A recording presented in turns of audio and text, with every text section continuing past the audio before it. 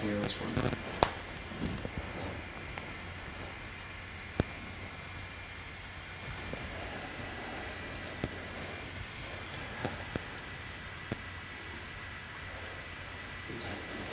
Hey, are you okay? Yeah, I'm just checking my nose. There was a couple nose breaks this weekend. Yeah, there were. I didn't want to be one of those. Yours is still okay. I'm good. Okay. I think you're good. I think you're good. Versace can still rely on you. Ready to go. Yeah. Okay. Hey everybody, welcome to the MMA Heat podcast. I'm Karyn Bryant. What's up, guys? Jouban here. So yeah, we have some stuff to talk about. The UFC Gdansk show, or Gdansk, however you want to talk about it. I can't say it. Yeah. We can dance if you want to, right? We can, also, Bellator 185, and upcoming Lyoto Machida is coming back. Finally. Tough opponent, but he's finally coming back. I know. So we'll talk about that. But what'd you do this weekend? Based on Instagram, it looked like you ate a lot. Oh my God. Yeah, if you follow me on Instagram, you would have seen we went to the Four Seasons brunch in Beverly Hills. I know, it sounds a little... Sounds a little fancy. And we went there for my son's 5th birthday party. 5th birthday. So, yeah, so you know. My kid had a bouncy house. But exactly. But you know what's funny? I honestly thought I was doing less because I was like, you know what, I'm not going to spend a couple $100s on a party and a petting zoo and a bouncer. I'm just going to go eat lunch. But we went to the Four Seasons brunch, which ain't cheap. But if you're ever in LA, if you follow the show and you don't live in LA and you come and visit LA, I recommend it. It's amazing. There's like 4 different rooms full of food. You're guaranteed to see some type of celebrities or writers, directors. We were sitting over there, and sure enough, a table on the side of us full. The entire cast of The Walking Dead was sitting right there, so that was pretty fun. Show. You know what I mean? So exactly, Cage's nighttime show. He usually watches that one right before bed, a little bit of Walking Dead. So that was cool. We got to spend some time with the family, see some celebrities, and that's cool. I ate like five plates, so I got my money's worth. That's good. Well, that's the thing. If you do it, do they have a? Because I've been there, but it was years. That's what I was going to say. There's not like a time limit on it. 11 to 2. No, 10 to 2. You bring your Tupperware? 10 to 2. Yeah. I snuck a couple in my fanny pack. I would, yeah. Did you have any like mimosas or anything? I didn't. My aunt has. I know I'm kind of boring. I had some coffees, some cappuccinos, but Let's brunch without a mimosa or a Bellini or something. Like what the hell, dude? I don't even know how to spell White Bellini. wine, something. Like who goes to brunch? Bloody Mary? Karyn, I had 5 plates of food. That was my mimosa. That was my. I was high on food. What did you do this weekend? Did not have a tennis match, so a couple of chicks got to live one more week. So competitive. Yeah, what did we do? We, our daughter was on a school trip last week, so she came back, so we did some stuff with her, just kind of a little of this, a little of that, you know what I mean? Nothing too crazy, birthday party at, Sky Zone, stuff like that. So, fun stuff. But yeah, I want to talk, and that was the thing, at the birthday party, it was our godson, Bert. Happy birthday, Bert. Luckily, the parents are fight fans, too, because we had to sneak away to watch the fight. Good. You know what I mean? That's the whole thing with these, the Fight Pass cards. Sometimes, they can be a little tricky to watch. Yeah. But if Cowboy Cerrone is fighting, you kind of have to make the time. Yeah. So I'm curious what you thought of that fight, because Darren Till, going into this, was undefeated, and a lot of people were sort of like, who? Yeah. And then he went in there and he lit Cowboy up and he got a first-round TKO, and that's your division. This is a dude that was unranked. Cowboy was at like number 6 coming in. I got to ask what you think of that. Yeah, Darren Till, I mean, he did exactly what he said he was going to do, right? He was kind of mad at Cowboy and mad at a few people in the press for saying that they didn't know who he was. Right. But at the end of the fight, I think in an interview, you heard Darren Till say, I was a relative unknown, and now you know who I am. So he admits it. I think he knew in his mind he was just using it as fuel for the fire, something to motivate him. But he went out there, and if you get an opportunity to main event a big fight like that, or a main event against a big name first time, and fighting a guy like Cowboy Cerrone, who was ranked 6 or 7 at the time, and to not only win the fight, but to do so in that fashion, I think, we were kind of arguing about this before the show, but I think this puts him inside the top 10, to be honest. Karyn's thinking maybe top 15, but I'm thinking Cowboy's number 6 or 7, and you knocked him out within 1 round on a main event. I think maybe you don't take his spot at 7 or 6, but I think you go to like 9 or 10. So that's kind of what I'm feeling. Either way, wherever he's at, he's a name. People know who he is now. He's proven not only be a big-bodied welterweight, a very good striker, and he can live up to the main event status and take it to an experienced vet like Cowboy. Yeah, I mean, I think a lot of what you're saying is correct, and a lot of what I'm saying. What does that mean? What is that? Backhanded compliment? A decent amount of it's okay. What you're saying made relative sense. No, I agree that he rose to the occasion. Yeah. And really, when you think about it, he's in the perfect position. He had nothing to lose, everything to gain, and this is a guy that, you know, and who knows.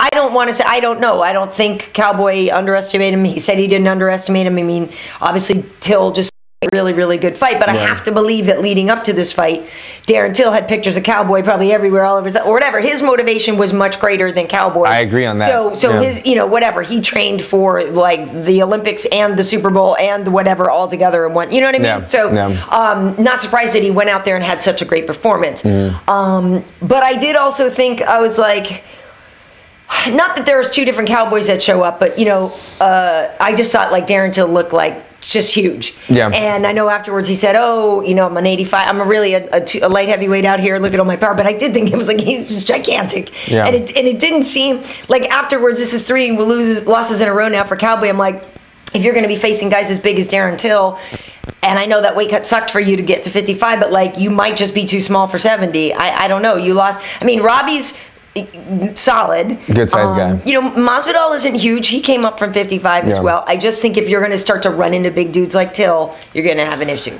After this fight, I was thinking the same thing. This could be a fight that makes Cowboy think, okay, where do I want to go in my career now? He suffered 3 losses. He had never suffered 2 in a row in his entire career. Now he's on a 3-fight skid. He has a broken nose. He'll probably be out for at least 6 months or something. So he'll have some time to kind of assess where he's at in his career. But it could be a time where he might start thinking kind of along the lines of Kevin Lee, that they want that kind of in-between division where there's the guys that are kind of big for 55, but not quite 70s. I can see Cowboy starting to push for this, and you know, you have a bigger name like Cowboy now involved, a guy like Kevin Lee pushing for it. I'm not saying I'm a fan of it, but I could see this division actually maybe taking place, happening in the future. At 60, 63, like what would you actually ideally put? Would you just I mean, straight up split the difference, or do you know what I mean? It would have to be somewhere, yes, because see, like myself, I bet you I could make 65. It would be a grueling cut, but there's no way I could make 55 that Thursday. Yeah, I know that's what I'm saying, because I have a reasonable cut for 70. I can make 65 if I had to. I've never been that low, but I know sometimes you overcut and I make 68. And I know that I know that if I had to take off 3 more pounds, I could do so. It would just be very miserable. But yeah, I think you see it. And look, if Cowboy would have went and knocked him out, would we be saying Cowboy's too small? Maybe not, maybe not. But you have to play the factor that, look, this is a division that's already a stacked division. And the fighters coming into the division these days are only going to be younger and bigger and stronger. And Cowboy isn't a big welterweight, but his skill and his toughness and his mindset alone have gotten him this far. But now he might be thinking, 3-fight skid, what can I do differently? When you lose, that's when you change things up. And so maybe he wants to try doing a catch weight or try doing 55 again. We'll see. I don't know. You didn't rehydrate between rounds. I rehydrated. Well, we need to do that. Quick. Let me put on some more weight right here. I don't want to get too small. So here's the thing that also, your point about the rankings, I don't know where Darren should go. I don't necessarily think he should jump into number 6 or whatever and take his place, because when you look at guys like Kamaru Usman, who's won a bunch of fights in the UFC and was still below that. But he didn't beat a big name yet. He didn't beat a huge name yet, but he's consistently winning in that division, whereas Darren Till hasn't had as many fights yet in there. You know, whatever. But yes, you talk about the strength of the schedule, all this stuff. I'm totally cool with him getting in top, like around number 10 or so. My interest and my question is, and we all saw this, how Mike Perry and Darren Till were jawing at each other after the fight. I just don't understand. And you know, Mike Perry is funny, and we know he's turned into quite the character in the UFC. This guy right here beat him. If you didn't know that, everybody's got his name on their lips right now, and you defeated him. But Mike Perry is a name that people have sort of started to pay attention to. character. He makes you want to watch, you know, whether you like him or you want to see his ass get kicked. You know, he's a guy that people want to pay attention to. But and no disrespect to Mike Perry, but I don't see how you beat Cowboy and then call out Mike Perry. It's like, I beat Cowboy, I'm calling out Lawler, or I'm calling out the winner of Colby Covington versus Damian Maia, or the winner of Masvidal and Wonder Boy. Like, I just wrecked this dude that you guys love and who is a legend and who is known as a total badass, and then I'm calling out guy who, granted, is number 15 in the rankings right now, and so maybe Darren thought of it that way. I'm unranked, he's at number 15, but like, I still think you go for bigger fish. It's definitely taking 2 steps back. Absolutely. Okay. I mean, he beats number 7 or 6 in Cowboy, and then he calls out number 15. But think about this for a second. If he jumps into the rankings, which he's highly likely to do, that pushes Perry out of the rankings. So Perry is no longer in the rankings. So you just beat a number 6 or 7 guy, and you're going to be in the rankings, and now you're calling out an unranked fighter. That makes no sense. Not only that, but in his other interviews, he's saying, I'm going to beat Cowboy, and then I think I need about 2 more fights before I fight for the belt. So in essence, you want to fight number 7, and then maybe fight number 5 and number 3, and then go for the champion. Right. You don't want to fight back. And it's risky because Mike could knock you out. Mike's a dangerous guy, no matter who he fights. No matter who he fights, Mike's a dangerous guy. I wasn't sure about that whole thing. I didn't know. Okay, I get it. Mike was there because, like you said, he is a character. Love him or hate him, he's a guy that's fun to watch fight. I'll admit that too. He's fun to watch. If you're rooting for him against him, the guy's just like no holds barred, goes for the knockout. He's a character. After his last two performances, he got big wins. The UFC said, look, let's push him. But he's got a fight set already. Why would Darren Till then be drawn with him? I was thinking, is the UFC trying to put this together? But that wouldn't make any sense because Mike already has a fight against Ponzinibbio. Right. I'm thinking Mike was doing the pressers the same time as everybody else. Mike's probably had to ride the same bus, be in the same room. Oh, you're around, you're shoulder to shoulder, bumping elbows with a lot of the guys at the same time. So if he was in the room and he was thinking, you know what, they flew me out here, I'm the star.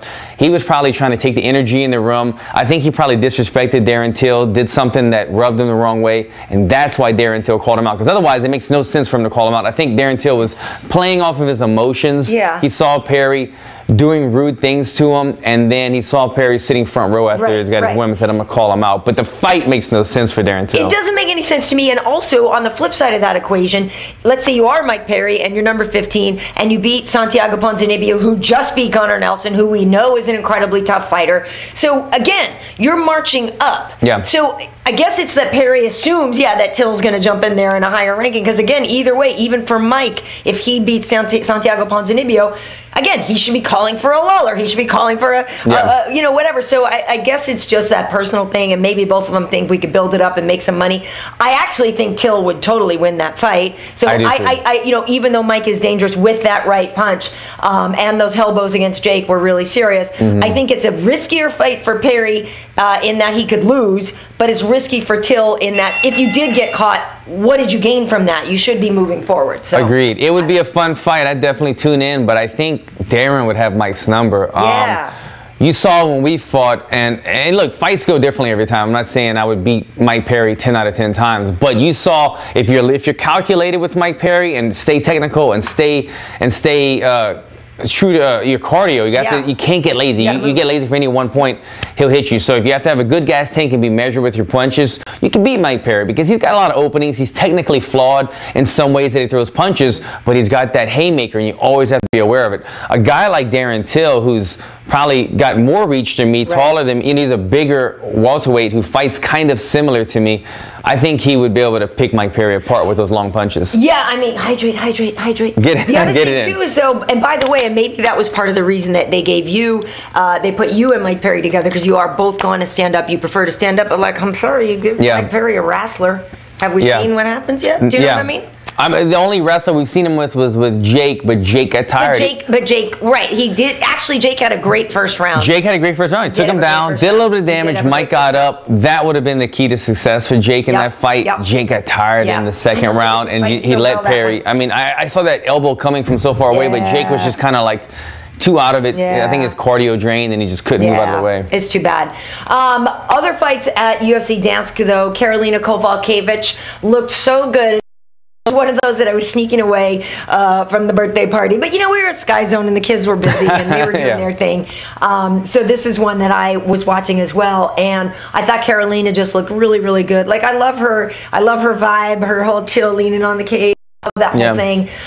She really needed the win, and I thought she looked really, really good. I thought there was some nice exchange. What I really like about when Karolina fights, and same with Joanna, when you see, you know, the top of the rung there, is the girls are putting combinations together. Yeah. You know what I mean? And they're following up punching combinations. Same thing that was on my way out, right? And so I look at her and I think, yeah, this girl has just got. She knows what she's doing in there. She's not just working on aggression like some of these other girls.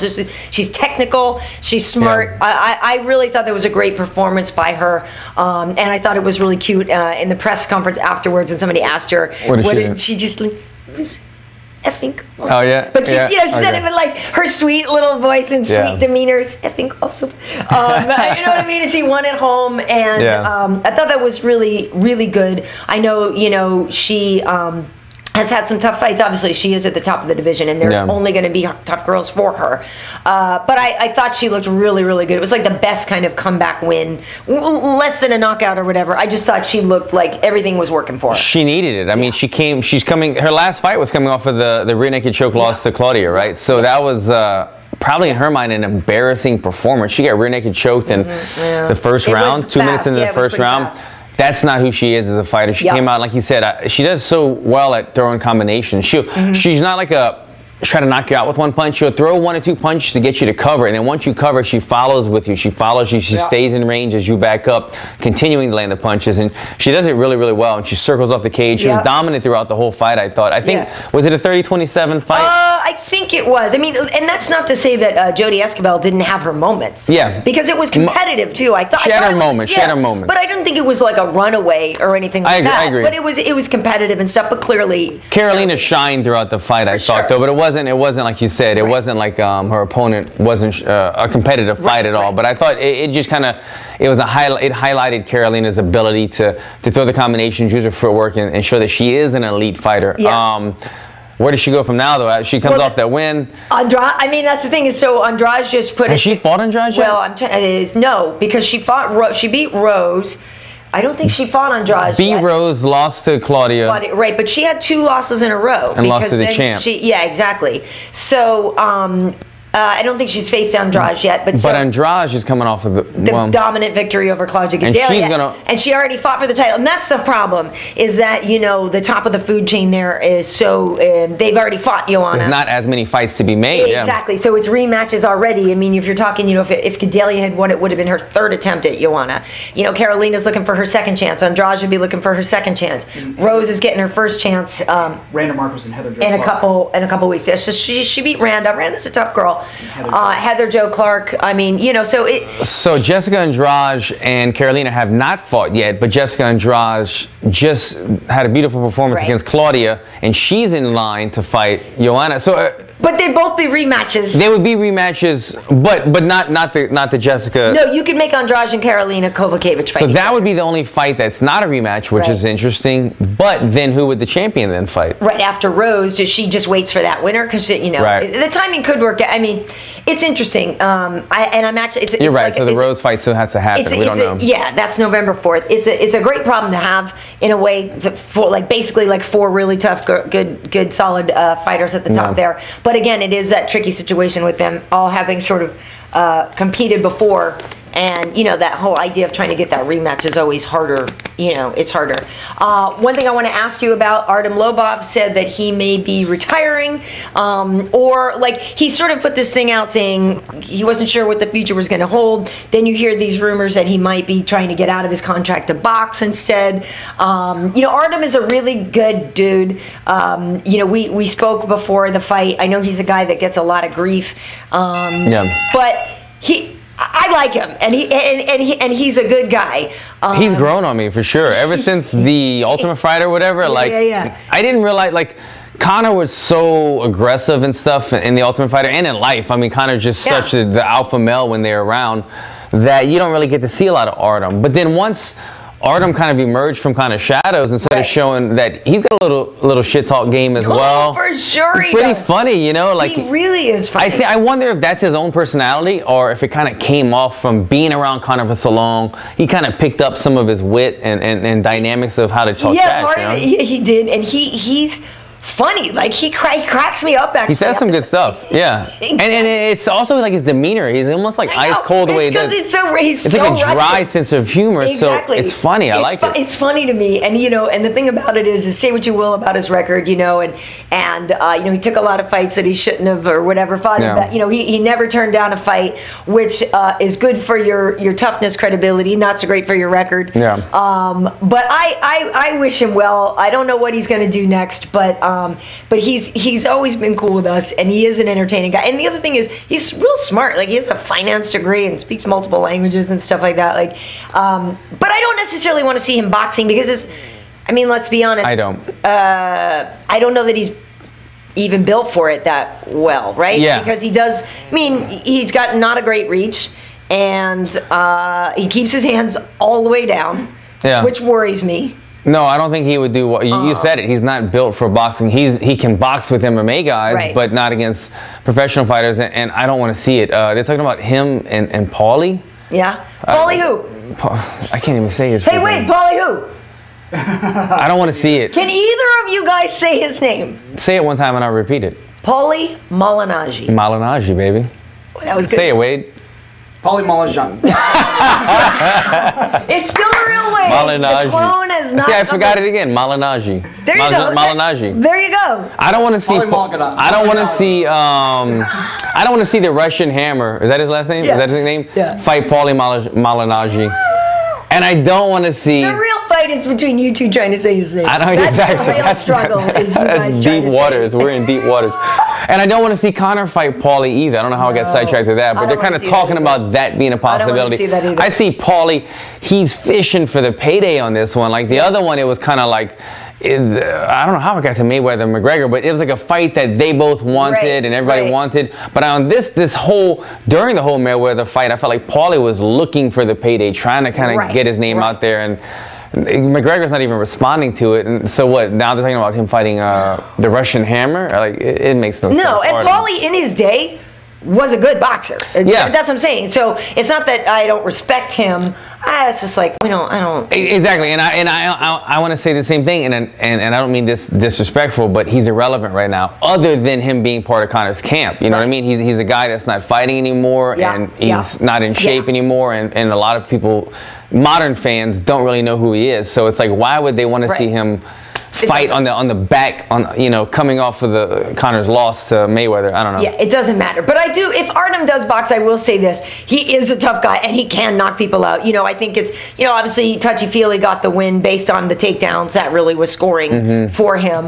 And I think it would be fun for Artem to not have to deal with being wrestled. He's got a great chin, though, huh? Exactly. And he can throw leather. Yeah.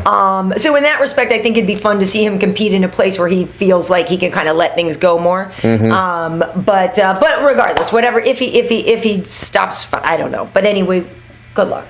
I'd like to see him fight some more. I like him. Yeah. So we're halfway through this round, but we're gonna just keep it going, and then we'll round 5 we'll get to Machida's imminent return, which I'm so excited about. But our good friend Gegard Mousasi made his debut at Bellator on Friday. Bellator 185 against Alexander Shlemenko.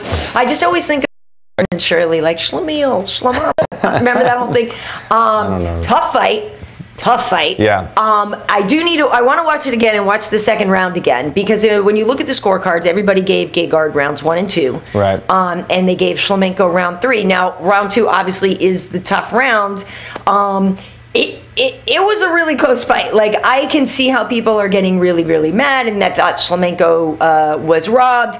I don't know. It's one of those things, like the robbery thing is hard because those rounds are so close. But I actually, in the moment when I was watching it, I was like, I don't know if this is going to go Gegard's way here. And and because we are good friends with him, I was really trying to be objective and not just be like, oh, my buddy's kicking his ass, because I was like, my buddy's getting his ass kind of beat up here a little bit. Took a early punch to the eye and had a really compromised fight the whole time. So it was incredibly close. And if Gegard had not won it, I would have been like, it was really close. It was a tough fight. Shlemenko surprised me. Yeah. I would think I was saying in one of the last podcasts, I saw him training over at Ruka Gym, and he's a tough guy. He's always got that dangerous spinning back fist. He's probably the best in the game in my eyes at the spinning back fist. Better than Edson Barboza and stuff at spinning stuff? I think so. Better than spinning back fist, I think so. I think so. Felder's got a good one. Felder likes to kind of sometimes like delay it. He'll like throw something and make you feel like, oh, I'm off balance, and then he'll throw it. Right. Where Shlemenko is just like, he blitzes you with him. He goes over and over and over. So in terms of blitzing forward, yes, we're like breaking down the art of the back fist right now. The Felder's got a good kind of delay on his, I think. But Shlemenko's a tough guy. Always been at the top of the division since he's been Bellator. But he had a long time off. He was out for a while. I think he got popped or something. So some things happened. I didn't think he was quite that guy anymore. I thought the sport kind of caught up to him. And I thought the run that Mousasi's had in UFC, the guys that he's been beating, I didn't think Shlemenko was in that category with them. But he proved us wrong. He landed that overhand. And look, let me say this. If that overhand had not landed early in the fight and it had not closed Mousasi's eye, this fight could have gone completely differently. But like Wade pointed out, the eye didn't happen itself. He didn't hit it in the locker. Alexander inflicted that damage upon him that changed the course of the fight, which got him to make it a close fight. In terms of the judges' scorecards, it could have gone either way. I feel the same way. I feel like that second round was a determining round. I can't remember if there was a takedown and this and that. It was kind of one of those. And because in the first round, even though Gegard his eye was closed up, he was working for the finish. But he came back and still, he got the takedown in the first round as well, too, right? Right. So in the second round, from what I remember, there was more of him working, trying to get the crossface, which of course we actually have film of. We were out at Judo Gene time. Wade was out there filming with Gegard, and they were working on that crossface and everything. So that whole movie. The crossface from where? Like from standing or? No, so here we go. Okay, so we actually have all this great footage of Judo Gene working with Gegard on that, and it was crazy because I was sitting there screaming. I was like, how is he not able to get under Shlemenko's neck? Like, how was he not able to do that? It was kind of wild to me that Shlemenko fought that off as long as he did. So yeah, in the second round, I guess I just was like, I felt like Gegard had to retreat so much because he couldn't see. And in that regard, when you see Shlemenko all together, everything's firing for him. Pushing the fight forward, like a wounded animal, you know what I mean? So, and again, I was trying to probably not be... I was trying to be objective, so I think sometimes that happens to me, and then I end up going and I only see what the other guy's doing, not what. I was gonna say that I do that all the time when I'm cornering or I'm scoring somebody that I'm friends with. I'm only noticing how good the other guy's doing because I'm trying to take myself out of the equation. Exactly. So maybe I actually missed some of Gegard's success in the second round. But I do remember in the third round, I was like, he may not get this win. You know what I mean? He may not get this win. And yes, the whole thing about the eye, it's like, well, if his eye wasn't hurt, he would have had a completely different fight. But it happened, and then you do think, okay, that is pretty amazing that you not only survived but ended up winning a fight when you are that compromised. But I agree. I hated the fact that like we didn't get to see the real Gegard in a way because he was wounded. But he's lucky the fight didn't even get stopped. I know. I thought it was going to get stopped. When the doctor came in and looked at his eye, I mean, his eye was shut. It was maybe 5–10% open, but that's pretty much shut, and it's only going to get worse. I'm surprised the doctor let it go, to be honest, because I was thinking all the doctor has to say is he can't see out of this eye. That means that the fight is over. If you can't see out of the eye, a lot of times the doctor will not let it continue. The doctor let it continue. Thank God, and he was able to get this win. But he's going to really need to look to be more impressive in this next fight. I didn't look to be more impressive. See, I didn't even catch it. But the other thing too is that I thought. Because I already did. I started to make those things. I was like, well, a loss by the doctor, that's better than another kind of like if the doctor was going to stop it. You know what I mean? Because I was like, I didn't want him to lose the fight. I wanted him to have a good debut. But if you have to lose, doctor stoppage is sort of ideal, right? I don't know. I mean, not really, because that means you kind of got beat up. But at the same time, you're like, no, I'm good. I want to keep fighting. Doctor wouldn't let me. Yeah, but I don't know. How you would feel and a fighter's mindset, to me, like my mindset, I'd be like, fuck, you didn't even let me finish. It would be frustrating. Okay. But I get what you mean in terms of you didn't lose. Get your ass beat. Oh, it looks like on Junkie they're saying this Shlemenko is going to appeal. Appeal it, okay. I mean, you know, I don't know if they don't really work. I was about to say the same thing. A lot of times you see these appeals, it makes some good storylines, but nothing usually gets overturned unless it's something crazy. And it was unanimous. It'd be one thing if it was split decision. All 3 judges gave Gegard rounds 1 and 2. Yeah, and look, nobody was.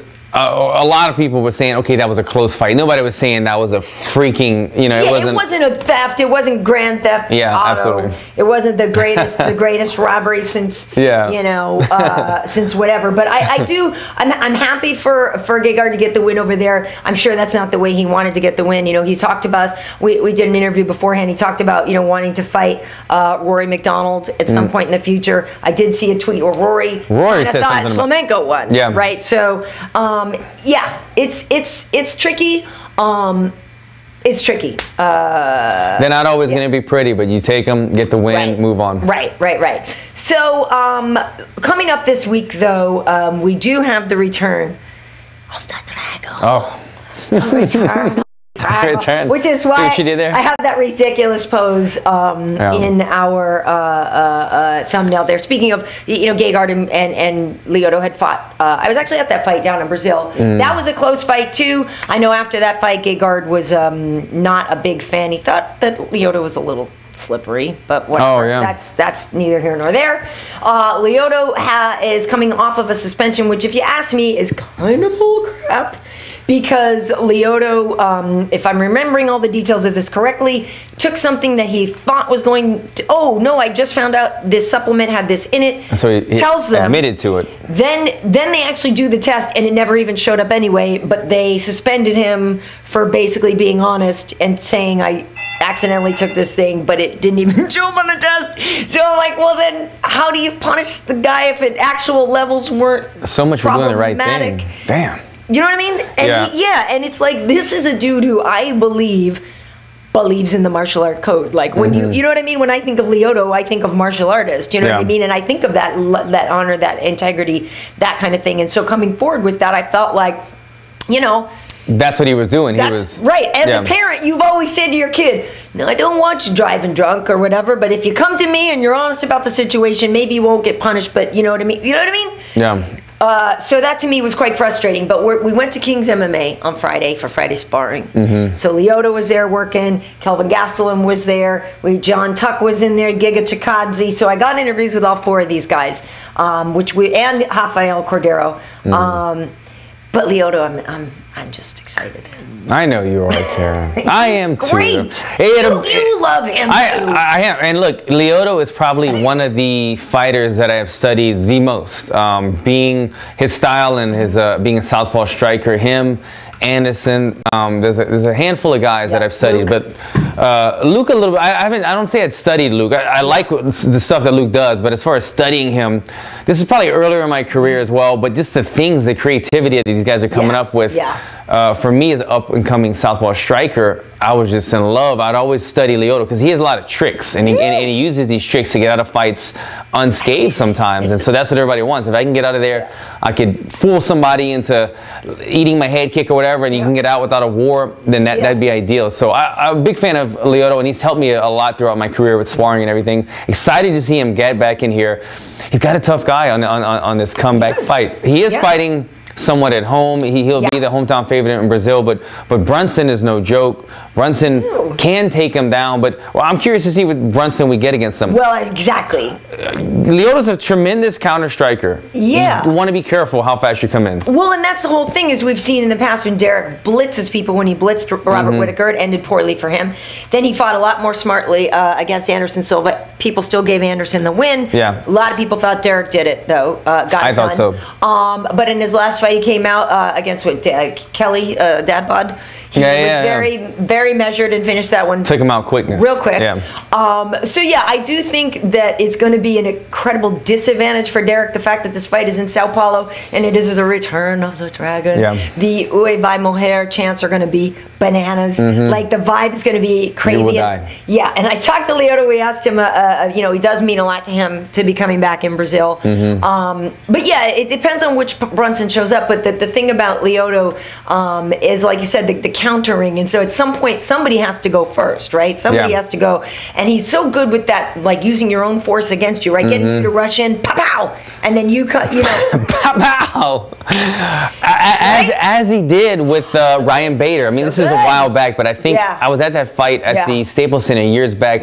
Ryan Bader, there was that energy where nobody wanted to rush in. Bader decided to rush in, and Lyoto, I think, actually he switched stance and hit him with a straight right, even though Lyoto's a lefty. Hit him with a straight right, knocked out Bader at 205. Similar things could happen with Brunson if he doesn't keep his chin tucked and careful on the blitzes. If I was Brunson, how would I fight Lyoto Machida? If I was Brunson, I would leap in with 1 or 2 and immediately change levels when Lyoto's looking to show that counter. Lyoto's not an easy guy to take down, but he is a guy you can take down. You can. Yeah. But I do know, and I saw with my own eyes, obviously that's one thing he's been working on is takedown defense. Do you know what I mean? So he looks good. I mean, listen, he looked to be in great shape. I mean, you never see a fight with Dragon, you're like, oh, he looks like sloppy and fat, like you know. And he did, you know. We'll get this interview out later today and stuff. But he, you know, talks about how difficult it was to stay positive, stay focused, and luckily he has his academy with Chinzo and stuff. But that's hard. That's his life, to be removed from the thing that you love and that is your passion, like your essence of being. For nearly 2 years is very challenging. So and not wanting your name to be tarnished as well. Like you said, he's a guy that kind of respects the code of martial arts, and to have that next to your name probably irritated him as well. I think so. But I'll be in the studio for that. I'm really, really looking forward to it. Oh, and by the way, too, his English is getting so good. And we were talking about it after, and he said, yeah, well, because I really want to work on, you know, maybe one day I want to be a commentator and all this stuff too. And I was like, yeah, that'd probably work out for you. He could, I mean, for sure, he could obviously roll right in and do it. You know, for Globo or something in Brazil, but it really was getting better. And he said, yeah, well, that's one of the things he had time to work on. You know, he had a little bit more time for that. But we spoke with him and Rafael Cordeiro, and the great thing about Rafael is we have the conversation about Lyoto, we have a conversation about Kelvin, you know, all this stuff, and he kind of clarifies that whole thing with, you know, Kelvin fighting Anderson, but Anderson used to be coached by Rafa, Anderson and Lyoto, or you know what I mean? So that whole thing, he brings some clarity. It's a little strange. And so we talked about that. And I asked also Lyoto, you know, if he spoke to Anderson about fighting Derek Brunson and stuff like that. So good stuff on the way. And Giga Chikadze, you know, for people who know from Glory, Giga's actually switching to MMA. Which is going to be really cool. He's a 45er, ridiculous. 45er? Yeah, wow. Great. Well, he's fighting for featherweight in Glory, and they do the same weight class, right? Yeah. So, and John Tuck was there, and so we talked to him about that cool necklace that he wears. You know, the whole thing. He's from Guam, and he's been down there training and stuff too. So we got some fun stuff while we're down there. It's always good to be at King's. They've been always so welcoming and cool with us, and a lot of, you know, just a lot of talent in there with good fights coming up too. So very, very cool. What happened? What happened? A few questions. Yeah. We've got one question that's been asked a couple times. Yeah, which is what? Android 16 is asking what kind of watch is that you're wearing? This is the Samsung Gear. Is this the S2 or whatever? So these are pretty cool. It is one of those whole smart watches, and again, I don't even use it for all of the things that it can do. I have it like a hologram pops up. Yes, I do the fitness tracker thing and stuff like that, but it has like all the, I mean, heck, you could do all your, like, you can check your stocks on here and get your messages and all that crap. So I don't use it for nearly a fraction of what it's used for, but it is a Samsung. I had the other one before, which I guess the one that's a rectangular, they said is actually more for like real athletes, and this one was the sort of more everyday person one. But I've had both of them before, and this was the newer one that they had given me, and I really like it. Like it a lot. You need to catch up, Wade. Karen over here is the tech person over here. I really do like it. I really do. Yeah. Maybe we get some more sponsors. Yes, yes. we can get more stuff. Let's see. Joseph Boza is wondering, what do you guys think about Bellator only having a main event as 3 rounds? Bullshit. Sorry, was that out loud? I totally. And they're discussing it at the time, And the tape delay. It would have changed the outcome of this fight. So. And I even said that, and because I said that, I was like, ooh, I don't know how this is going. I was like, yeah, but I think, he'll pull off. And I went, oh no! I was like, this is only 3 rounds. I saw in the thing that said 3 of 3. It's like, what? And then I started to really panic for Gegard. I was like, this is, because I know he's a guy that, with all of his experience, if he had to phone it in, I felt like he'd be better off in the later rounds than Shlemenko would have been. Do you know what I mean? If it had gone a couple of extra rounds. I feel like Gegard still would have had more. I think it would have been bad for Gegard. See, I don't know. I think Shlemenko was getting tired too. Shlemenko does get tired, and although, let's see, but Alexander won the 3rd round. He did win the 3rd round. So even though Gegard was looking good, I don't know, in my eyes, if it went 2 more rounds, the fight could have been stopped. I mean, the eye was so, I don't know how much more you can shut the eye, but it was already shut. How much more black? But yeah, I'm just saying. More black. It was so, his eye was so messed up that 10 more minutes of fighting. It might not. Well, I even said that in my video. I said I would like 2 more if they could give it, but that is a big if. But I think Bellator will catch up to the rest. I think that was not good. It was Scott Coker. He was talking about. He was saying that it's something they've considered already. They're gonna want to do what everybody else is doing. They're gonna go 5-minute rounds. They got to do it. They got to do it. I mean, 5-minute rounds in the main event, and they got to stop because for us, on Dish we're able to watch it real time, but I know there's still some tape delay issues with that as well, with how Bellator airs, and then when they do like the Bellator kickboxing, sometimes it's weeks later or whatever. I don't like that at all. Yeah, that needs to be live. Yeah, I think sports needs to be live in general, but Scott, please make those 5 rounds. Especially if you get something like a Mousasi, Rory McDonald in the future. If we only ended up getting 3 rounds out of that, that would suck. I mean, I feel like why wouldn't it happen? I don't know. It can't be too hard to do. Yeah, make it happen. No, just get 2 more ring girls. Get on it. Or 2 more cards. That's it. You just gotta buy 2 more. 4 and 5. Not hard. We can print them out on the computer. Hell yeah, I got a dot matrix printer upstairs. Anything else? What's next? I think it was Dean D asking, because there's a lot of things going through. I'm pretty sure it was he was asking, do you think Gegard took Shlemenko lightly? No. I think I got jacked up. Yeah, and it was just the level change got him. Shlemenko went for kind of like a knee tap, and then he went with a really high overhand. And the overhand, you can see Gegard kind of like looking at the knee tap, and then when he was trying to bring his hands back up in time, the overhand just caught him right in the eye. But it was just good. Alexander Shlemenko, he's known predominantly as a striker, but he's had like between those 2 guys, they had like 100 fights. I mean, Mousasi and Alexander Shlemenko. Shlemenko has like 10 more fights than Gegard, and he's been in there so many times. He just knows all these little tricks, and he just caught Mousasi slipping. He caught him with a trick. Yeah. Look low, hit high, close his eye. Yeah. Boom. Yeah. And in our pre-fight interview, I don't think Gegard took him lightly. You know what I mean? And if you look at like his social media of how he's training, I don't think he took him lightly. No. I think he got jacked up, and it was a hard fight. That's what it was. He was fighting uphill after that. Yeah. Fighting off of instinct and fighting. Yeah, I would hate to have to do anything with only. I remember I was watching a fight and I did this. I remember thinking, okay, wait, this sucks. Right. There's a guy trying to punch him. And then there's all this danger, all this spinning stuff, and all this crap that you have no idea. 2 more rounds like this. It's tough, man. Yeah. Tough. Try hitting a tennis ball like that. I know, right? Totally. There's some conversation on here that Allen should be next for Till, not Perry, because Allen already. You already beat Mike Perry. I mean, look, I'll fight anybody, but realistically, look, it doesn't make sense. I'm coming off of 2 losses. He's coming off of he's undefeated. Yeah. So I'll give the man his props. He deserves to be, I think, probably number 9.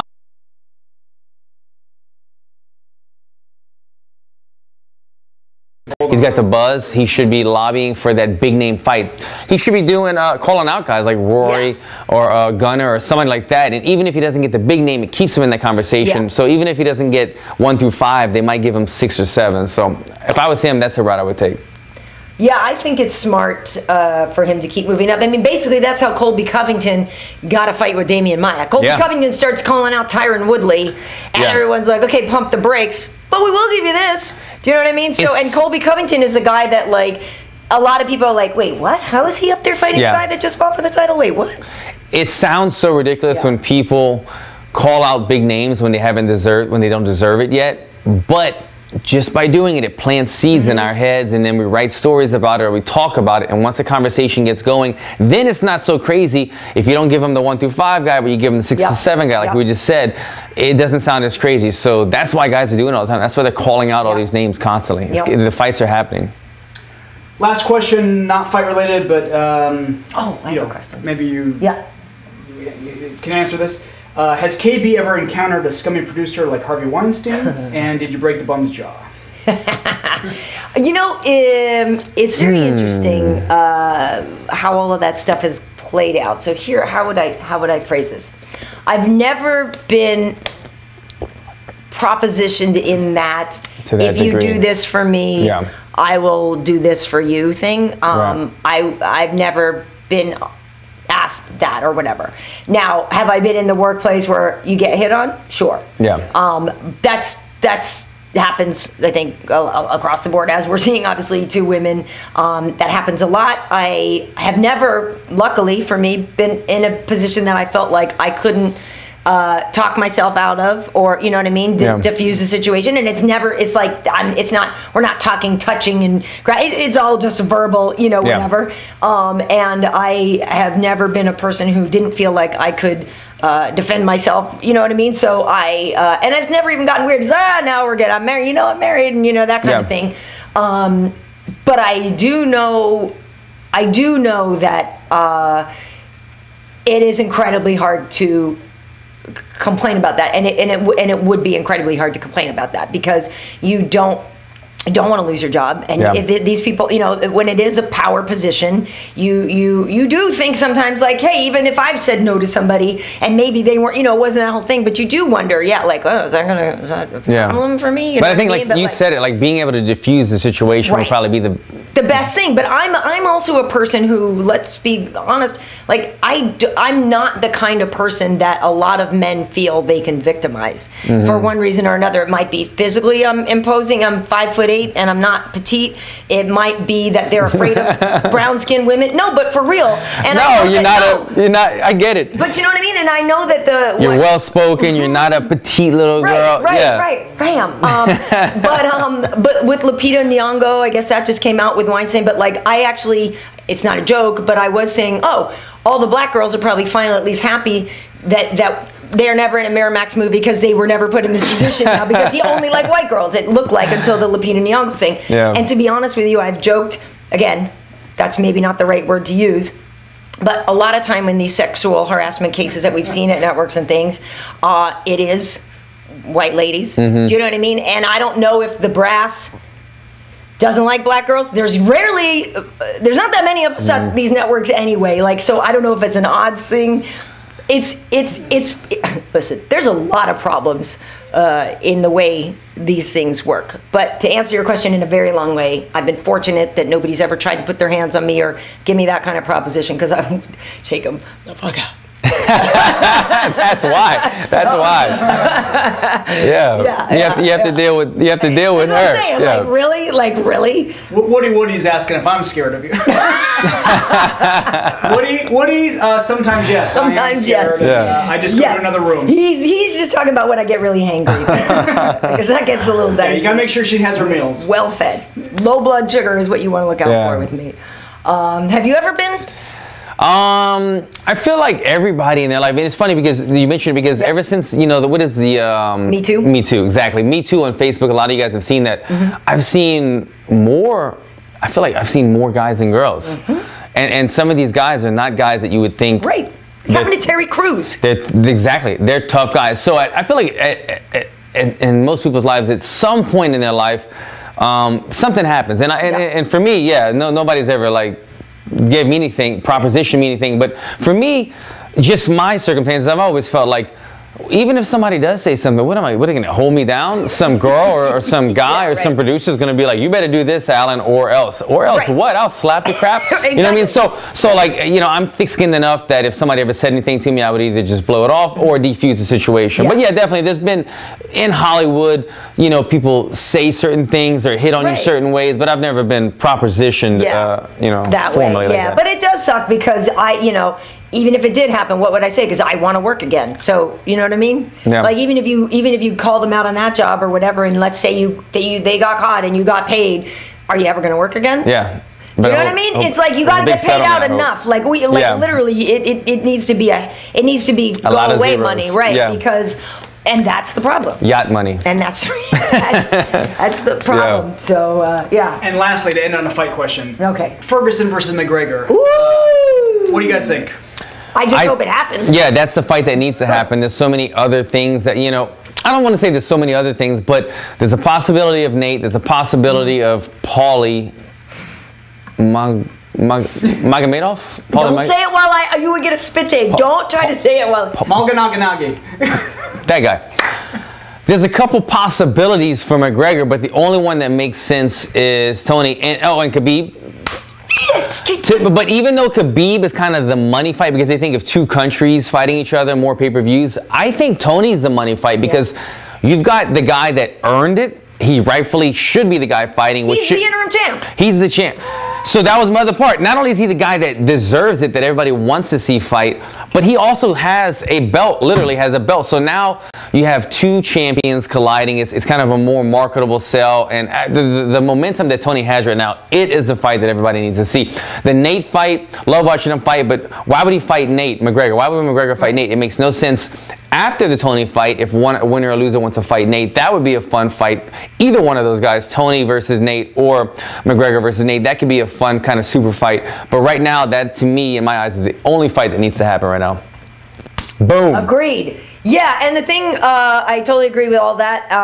Khabib's inactivity, I think, works against him greatly. It's dropping him. As much as I would like to see that fight too, I totally believe it should be Tony's. And when I spoke to Artem the other day, you guys can even go back and look at the Artem interview. We talked about that, and he's like, well, of course Conor wants to fight Tony next. He's like, why wouldn't he? There's a guy running around pretending to be the champ. He said something like that, you know. And so, of course, Conor wants to go and shut this dude down and, let him realize who's the real champ and stuff like that. Yeah. So according to Artem, Tony versus Conor would be next. Conor and Tony actually have the same management. Yeah. So this could be interesting. It could be, that could help and that could hurt. You know what I mean? Because one guy might feel like he's playing the other guy favorites. I don't know. But I 100% agree with you that should be the next fight. And the problem is, the only thing that sucks about that is Nate stays inactive because Nate only wants that Conor fight, right? So in all this time, it just sucks because it means we don't see Nate fight anybody else. It sucks. And that bums me out. He's got to be business savvy. Okay, so Nate went from, what was he at, 20 and 20? Was that what he was making? 20 from the old tough contract. Yeah, he was on that old contract. So he was making 20 and 20, 20 grand, 20 grand. Yeah. And then he fought McGregor for $1 million, and I'm just making up numbers, but the ballpark, fought McGregor for $1 million the first time, for $2 million the second time. Where does he go if he goes back to fighting normal guys again? Right. Even if he gets up from 20 and 20, let's say, okay, we're gonna, you're not at $2 million anymore. We're gonna give you 50 and 50. He's like, hell no. I would rather wait 2 years and make $2 million, rather than come back now and make 50 grand 2 or 3 times a year fighting normal people again. So financially, he's gonna have to put himself on the shelf if he wants to wait for the big fight. And obviously, it's 1-to-1. If he were to lose to Conor a second time, okay, it would suck, but his bankroll would be huge. Yeah. If he fights somebody else in the division and loses, then he's less valuable to sell towards Conor. Then it makes even more less sense. Yeah, even less sense. That's the thing that pisses me off about the whole thing, is that we just see Nate standing by him waiting, and I love watching Nate fight. So right. That sucks. But he just, but you know what? The good thing about it, those fights elevated Nate's brand, his status. I don't like to say brand, but to the point where he made some money, but also he's making money outside of the cage right now. He's got all these sponsorships. They got their own marijuana and shit, so they can get high and run some marathons and do all kinds of fun shit and make some money.